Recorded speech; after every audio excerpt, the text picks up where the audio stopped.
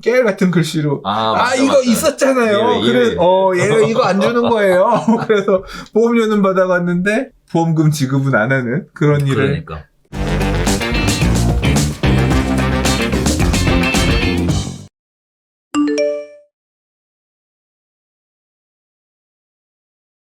자, 세 번째 이야기. 진짜 황당하고도 또 황당한 이야기를 하나 또 전해드려보도록 하겠습니다. 자, HUG의 전세금 반환, 심사 보류에 무주택자들의 날벼락 났다는 얘기입니다. 자, 주택 임대사업자의 임대보증금 보증보험 가입이 의무화 됐죠. 기존 임대사업자는 이달 18일부터 계약갱신 또는 신규 계약을 할 때 의무 가입해야 되고요. 신규 임대사업자에 대해서는 지난해 10월 18일부터 의무 가입이 되어 있는 상태입니다. 자, 18일 이후 임대차 계약을 하면서 보증보험에 가입하지 못한 사업자는 2년 이하의 징역이나 2천만 원 이하의 벌금 등 형사처벌이 준비되어 있습니다. 이것 때문에 지금 난리가 났죠. 자, 문제는요. HUG에 따르면 임대보증금과 은행대출, 선순위 채권의 합의, 주택가격을 넘어 부채 비율이 100% 이상의 임대사업자는 보증보험에 가입할 수 없다. 선순위 채권이 주택가격이 60%를 넘는 경우에도 가입할 수 없다. 이런 분들 때문에 지금 정치권에서는 완화시켜줘야 한다. 이런 식의 이야기들이 계속 나오고 있는 것과 더불어 이번에 아주 새로운 쇼킹한 얘기가 지금 나오고 있습니다. 자, 보증금 반환 심사 강화를 하겠다라고 HUG가 나섰습니다. 피해자들 가입은 강제인데 지급은 마음대로 라는 비판이 쏟아지고 있는 상황인데요. 내용은 이래요. 전세금 반환 보증보험은 임대차 계약이 끝났음에도 집주인이 전세금을 돌려주지 않을 경우 HUG가 세입자에게 대신 보증금을 지급하고 이후에 집주인에게 전세금을 청구해 회수하는 제도를 의미합니다. 자, 문제는요. 주택도시보증공사가 대항력이 부족하다고 판단되는 임대보증금 반환 이행 청구에 대해서 무더기 심사보류 판정을 내리면서 무주택자의 피해가 커지고 있다는 건데요. 특히 HUG는 임차인의 전입신고 1과 새로운 임대인으로서의 소유권 이전 1이 같은 날에 이루어진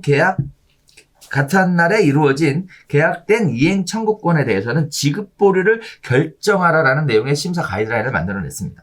임차인은 전입신고의 다음날 대항력이 발생하지만 새 임대인의 질권 및 저당권 설정은 당일날 효력이 발생하기 때문에 임대인이 임차인의 전입신고 당일에 소유권 이전 거래를 진행하는 전세 사기가 급증하고 있고 이에 따라서 보증금 사고가 발생될 것을 우려해 심사를 강화하겠다라는 생각입니다.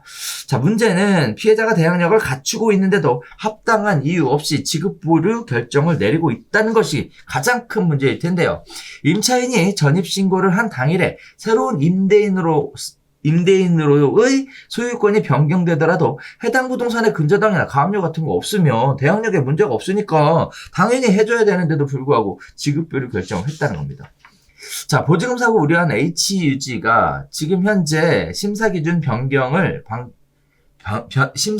변경하면서 유예 기간이나 안내조차 없이 그냥 바로 시행을 해버려서 지금 세입자들의 보증금 반환이 잘 이루어지지 않고 있는 상황이고요. 현재 피해자는 약 100명 정도로 추정되고 있습니다. 자, HUG가 서류 심사를 진행해서 보험 가입에 보증서까지 발급해놓고 막상 이행할 때가 닥치니까 내부 규정과 법률 자문 등을 운운하면서 이행해주지 않고 시간을 끌고 있는 이런 문제는 심각한 상황이다. 이런 얘기들 하고 있습니다. 자, 임대보증금, 보증보험은 의무 가입인데 전세금 반환, 보증보험 반환은 어렵다. 자, 이 법을 시행한 취지가 뭔지, 그리고 또 이렇게 될 거라는 거, 임대차보호법에 따른 대항력이 이렇게 시행될 거라는 걸 처음부터 몰랐는지 전 좀 답답한데요. 네. 황당하지 않으셨어요? 이 기사 보시고? 네. 그러니까 얘기는 그거잖아. 야, 보험 가입해라. 네. 너 보증금, 전세보증금 돌려줄게. 이거 그러니까. 우리가 보험 가입하면, 우리가 보험료 내고 가입하면, 봐서 가입 받아줬으니까 나중에 전세 나갈 때 주인이 돈 안 돌려주면 우리가 돌려줄게. 했는데 주인이 돈 안 줘요. 저 전세보증금 돌려주세요. 이사 가야 돼요. 했더니 잠깐만, 가입 받을 때는 그렇게 생각했는데 조금 우리 생각 좀 해봐야겠다. 지금 그러고 있다는 거잖아. 네. 말이 바뀐 거지.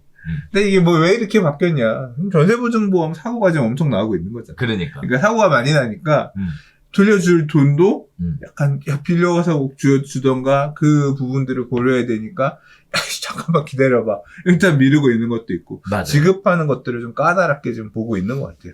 원인은 그렇게 사고들이 많이 발생하면서 그렇게 좀 어떤 기준들이 좀 바뀌지 않았을까 내부적으로. 그래서 이제 그런 거고 사안에 따라 보면 이해가 안 된다. 뭐 지금 그런 사안도 일부 있는 것 같고요. 맞아요. 네. 이게 그렇잖아요. 규정 자체가 개인이 하는 게 아니라 규정에 따라서 하는 거고. 그러니까 책임 안 지려고 위해서 내려온 그 룰, 규정에 근거해서 지급하고 안 하고가 나오는 거니까. 네. 지금 그렇게 피해자들이 좀 나오고 있는 것 같은데, 이제 지금 문제는 이 기사가 지금 이렇게 나오는 이유는 이렇게 당연히 받을 수 있을 줄 알았는데, 그렇죠. 보증금 반환을 못 받고 있는 세입자들이 억울하다. 문제가 생겼다. 부분도 있지만 사실은 8월 달에 임대사업자 같은 경우는 보증보험 가입이, 그러니까 그 이후에 신규 계약하거나 아니면 갱신되는 계약 같은 경우는 그렇죠. 무조건 이제 의무가입. 의무가입을 해야 되는 문제. 임대사업자들 같은 경우 의무가입해야 되는 문제가 맞물리다 보니까 또 더 이 얘기가 나오는 거죠. 야, 가입하라 그래서 가입했는데, 나중에 왜 돈 안 돌려주냐? 이제 세입자들이 사실 보호받을 줄 알았는데, 보험이 보험료를 안 주는 거야. 그러니까 지금 그런 거 있잖아요. 교통사고든 아니면 무슨 병특약 보험 뭐 이런 것들 가서 봤는데, 깨알 같은 글씨로, 맞다, 이거 맞다. 있었잖아요. 예. 얘가 이거 안 주는 거예요.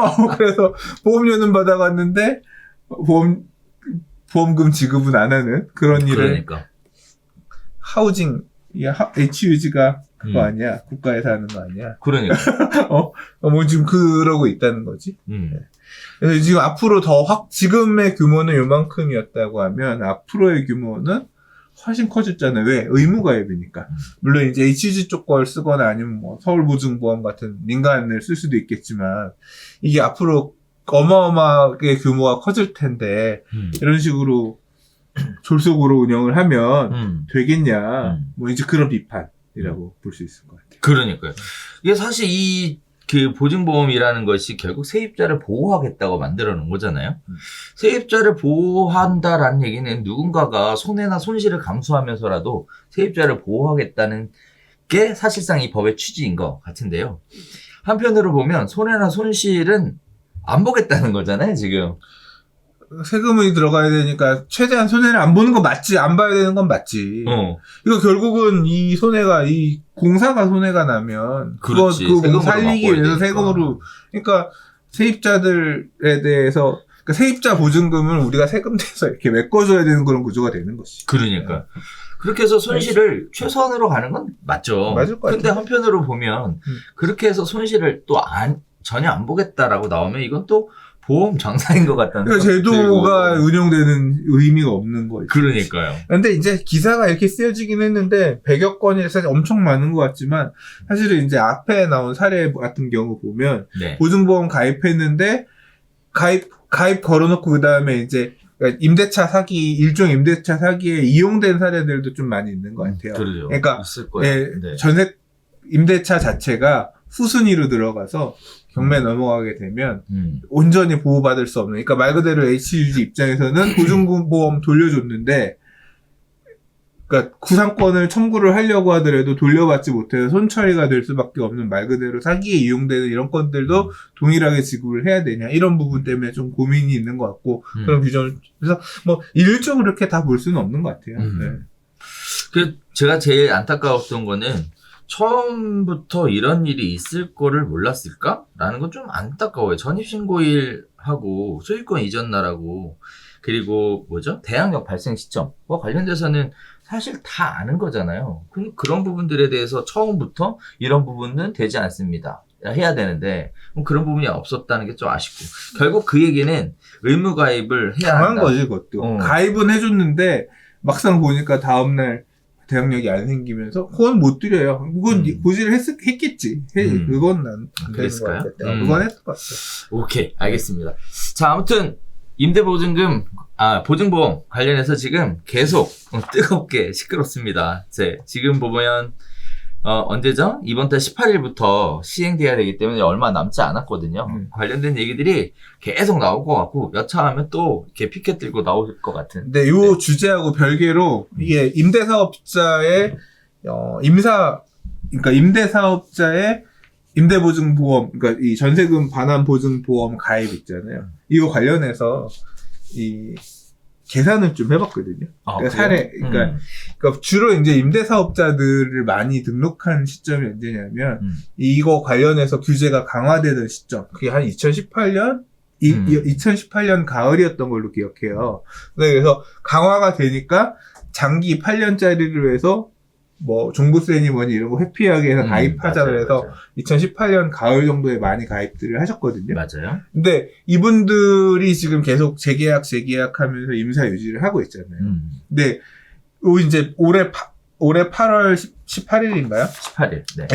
8월 18일 이후에 이제 갱신을 하게 되면 이 보증보험 가입을 해야 되는데, 그렇죠. 가입 의무가 생기는데, 모든 가입 의무가 생기는 건 아니고, 공시가격의 그렇죠. 130%를 곱한 가격에 60%를 넘지 않으면, 임대보증금이 넘지 않으면 가입 의무가 없다고 저는 들었거든요. 이거 숫자는 디테일한 거는 좀 한번 다시 확인을 해보세요.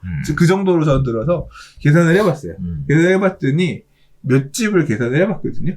근데 공시가격이 미친 듯이 올랐잖아. 그렇죠. 거의 그 2018년 시점보다 거의 2배 오른 것 같아요. 그러니까 공시가격이 2배 올랐고, 그거에 130%, 한 집 같은 경우에 예를 들어보면, 공시가격이 한 5억 몇천 했었는데, 10억이 넘었어요. 네, 10억이 넘었어. 공시가격이 2배가 된 거야. 근데 그거에 130% 하면 13억이잖아. 그렇죠. 13억에 60% 하면, 6, 38, 6, 7억 3천 정도 되겠네. 아니, 더 돼요. 그러니까 그 계산을 해봤더니 7억 몇천인데, 이 집의 임대 가격이 과거부터, 그러니까 임사를 넣었기 때문에 임대료를 5% 상한 제한을 걸면서 올랐잖아. 그래서 계산을 해보면 60% 이내야.